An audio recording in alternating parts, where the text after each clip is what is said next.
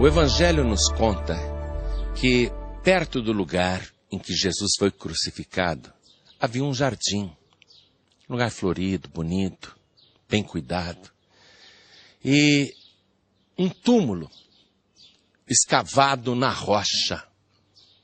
Está vendo? Isso é uma montanha, uma rocha. Um túmulo escavado. Naquela época, os defuntos não eram cobertos de terra. Vou te contar como fizeram com Jesus, que era o costume, então, para sepultamento das pessoas. O corpo de Jesus foi retirado da cruz antes que o sol se pusesse naquela sexta-feira à tarde, porque depois da sua morte, o sol voltou a brilhar. Então, José de Arimateia foi para Pilatos e pediu o cadáver de Jesus. E nos diz a palavra que Pilatos ficou admirado que ele já estivesse morto, porque geralmente um crucificado ficava agonizando dias ali, num espetáculo horrendo, aterrorizante. E Pilatos pediu para o centurião se certificar se Jesus realmente tinha morrido, que aí ele entregaria o cadáver para José de Arimateia. E foi um soldado romano lá e enfiou a lança no lado de Jesus e saiu sangue e água. Já expliquei que o sangue é a expiação, pagamento da dívida, e a água é a purificação. Então, tiraram o corpo de Jesus da cruz, e estavam ali José de Arimateia e Nicodemos, e eles lavaram o cadáver que estava ainda todo manchado de sangue, tinto de vermelho, e lavaram com aquela mistura perfumada de mirra e aloés. E depois enfaixaram o corpo dele, envolvendo com lençóis, cobriram todo o corpo. E amarraram as pontas dos lençóis. E na cabeça, enrolaram um lenço e enfaixaram a cabeça dele e deram um nó. Era assim que eles faziam. Aí banhavam aquelas ataduras, né? Banhavam com aquele perfume e levavam o falecido para um sepulcro. Geralmente eram cavernas naturais ou cavernas especialmente preparadas para isso, cavernas escavadas na rocha. E no caso de Jesus, ele não tinha nenhum túmulo para ser sepultado. O túmulo pertencia a José de Arimateia, que era um homem rico. José de Arimateia tinha mandado escavar o túmulo para ele mesmo, para o dia que ele morresse. Mas quando ele viu aquele nazareno morto, que não tinha nenhuma vaga no cemitério, José de Arimateia, compadecido, e sendo ele, em secreto, discípulo de Jesus, ele deu o túmulo que havia preparado para si mesmo, ele deu para Jesus. Então, Jesus, com o corpo todo enfaixado por lençóis e o rosto todo enrolado por lenços, teve o seu corpo trazido para esse lugar, o sepulcro, perto do lugar da crucificação, onde havia um jardim. Eu creio que era este o local. Veja o que fizeram. Não havia lá dentro uma cama, uma lápide, porque no chão era esculpido uma espécie de leito, onde o cadáver era depositado. Então eu quero que agora você entre comigo no túmulo de Jesus. Venha.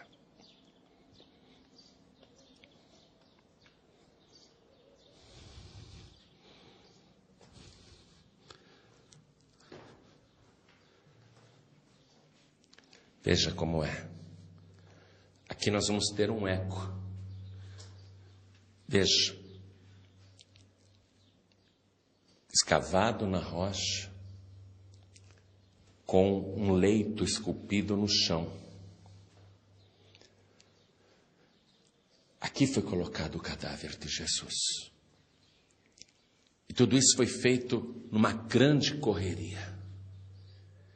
E logo em seguida, José de Arimateia e Nicodemos se retiraram, porque a sexta-feira estava acabando e ia começar o sábado.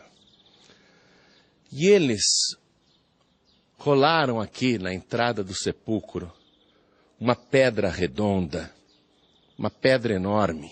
Veja, essa pedra, ela corria no chão por canaletas.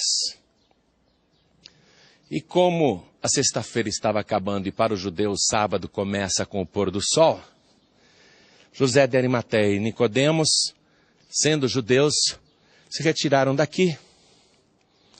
E os inimigos de Jesus foram até Pilatos e disseram: Senhor, a gente se lembra que aquele enganador, enquanto estava vivo, disse que iria ressuscitar no terceiro dia. Coloque guardas protegendo o sepulcro, para que não aconteça que os seus discípulos se dirijam ao cemitério à noite, roubem o cadáver e saiam dizendo para o povo que ele ressuscitou. Aí o Pilatos, que já estava cansado daquela história, disse: a guarda está aí, podem levar. E eles colocaram aqui 2 guardas, um de cada lado. Foi a missão mais idiota dada aos valorosos legionários romanos. Soldados fortes, armados, para guardar um defunto. E eu diria também que foi a missão mais inútil, a prevenção mais desnecessária já feita por um exército. Mas os inimigos de Jesus ainda fizeram o seguinte: não basta só os soldados aqui, vamos lacrar esta pedra. E eles então violaram o Shabá, o descanso, e colocaram uma grande quantidade de argila, de argamassa, para chumbar aquela pedra redonda na entrada, para que ninguém retirasse a pedra. E os soldados romanos ficaram ali. Naquela sexta-feira, aí trocavam os turnos, vinham outros soldados.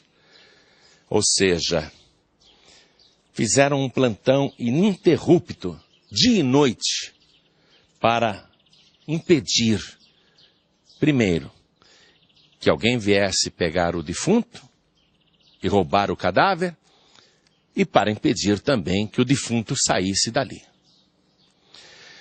Então, no sábado, os guardas romanos se revezaram aqui, em plantão, em vigília, guardando o sepulcro. Só precisavam guardar 3 dias. Porque se passassem os 3 dias sem que ele ressuscitasse, então tudo bem, não precisaria mais haver guarda nenhuma. Então eles ficaram aqui o sábado inteiro, sábado a noite inteira, aí começou o domingo. Na verdade, o primeiro dia da semana, porque naquela época não se chamava domingo. E no primeiro dia da semana, os guardas estavam aqui de plantão, era ainda escuro, tudo escuro, e de repente, uma luz surgiu no meio da escuridão e foi aumentando. E foi se aproximando. E um guarda comentou com o outro: o que é isso? E eles já ficaram tremendo, achando que podia ser uma estrela cadente. Mas não era uma estrela cadente. Era um anjo de Deus que estava descendo do céu. E o Evangelho diz que o seu aspecto era como de um relâmpago, brilhante. E ele desceu, e os guardas ficaram apavorados. Aí, aquele anjo tocou na pedra, e a pedra começou a se mover sozinha. E os guardas, contemplando tudo isso, ficaram aterrorizados. E o anjo sentou-se sobre a pedra, e aconteceu um terremoto. Abalou tudo isso, tremeu tudo. Os guardas ficaram como mortos. E um clarão saiu da sepultura. Um clarão muito forte. Os guardas foram testemunhas. E aquele que tinha sido morto na sexta-feira, ele sai desta sepultura. Foi algo mais ou menos assim, ó. Mais ou menos assim, ó. Olha, aquele domingo ainda de manhã, ainda escuro, aquele que estava morto saiu. O anjo reverenciou e os guardas se recuperaram e saíram correndo desesperados e foram contar para os inimigos de Jesus: olha, a gente estava de plantão ali e aconteceu assim, assim, assim. Ao invés do sumo sacerdote Caifás dizer: puxa, então, realmente ele era o Messias. Realmente ele é o Filho de Deus, realmente ele ressuscitou. Ao invés de Caifás correr para o cemitério e se ajoelhar diante de Jesus, ele reuniu o sinédrio, a mais alta corte de Israel, a mesma que condenou Jesus, e eles fizeram uma coleta, uma vaquinha ali entre eles, uma oferta generosa. Juntaram muito dinheiro e deram para os 2 guardas romanos: não contem nada para ninguém. Digam que enquanto vocês dormiam, os discípulos vieram e roubaram o cadáver. E os guardas, recebendo o dinheiro, divulgaram essa falsa história, que os judeus acreditam nela até hoje. Ou seja, muito dinheiro foi dado para patrocinar a mentira. E até hoje muito dinheiro é gasto para se divulgar esta falsa notícia. Mas nós estamos aqui para dizer a você e mostrar a você que entramos nesse sepulcro. Lá não tem restos mortais. Lá não há nenhuma célula, nada. Porque aquele que estava morto ressuscitou. Tem nas mãos as chaves da morte e do inferno e está vivo pelos séculos dos séculos. Amém. Sua colaboração pode significar a diferença entre a vida e a morte.